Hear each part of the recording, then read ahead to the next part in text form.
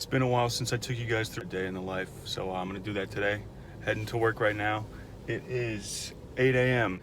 I'll check in with you guys when I get to work, and I'll take you through a little bit of what I do, and also I'll be hitting you with some personal growth stuff throughout the day. So looking forward to it, and I'll see you guys soon.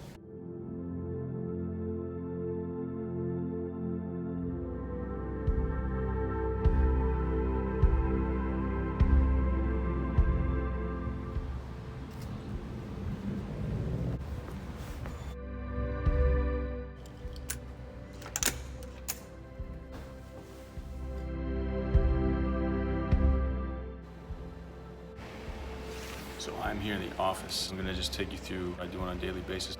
I got a few things to do here in the morning and then in the afternoon that I've scheduled out just because I know, I'll have the energy, that I'll be in the right space to do.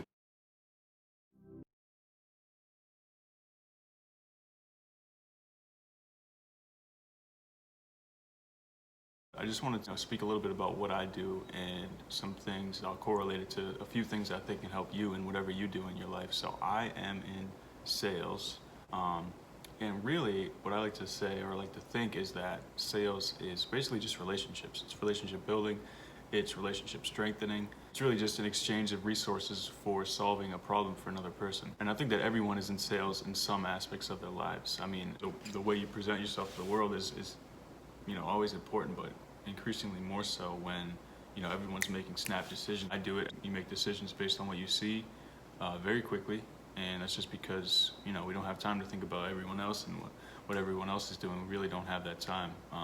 We're thinking about ourselves, which is good, which is what we should be doing. So we're not concerned so much about what other people are doing. We're making snap decisions. We're making judgments based on what we can see in a short amount of time. So you as a person in this world and someone who wants to be successful and do things, you need to make sure you're presenting yourself at all times in a manner that you want people to perceive. But I've gotten a little off topic here. So sales to me is really just relationships. First thing I would say about relationships is you can't make them transactional. Because if you think of it as a transaction, here, I give you this, you give me this, I make you feel a certain way, you make me feel a certain way. I'm sure you have some connections that do this, whether it's people that are always keeping score, always trying to one-up you, or always keeping track of things that you've done, you haven't done. That's not what I want in my relationships, whether it's a friend or anyone. I don't want someone that's treating me like I have nothing to give except, make them feel a certain type of way. As soon as that's transactional for me, that's just not what I want to be involved with, and I think a lot of people are of the same mindset as me. When just talking about communication and what makes a good communicator, what makes someone a bad communicator, how to be more effective, and listen to what the other person is saying, what the other side is saying, what the other party is saying, because you can learn so much from what people say and what they don't say. And if you're talking, you won't hear those silences, you won't hear that, you won't feel their energy, you won't really hear their energy, you won't hear the words that they're saying. You might hear the words that they're saying, but you won't really hear them. So you're hearing them, but you're not really hearing them.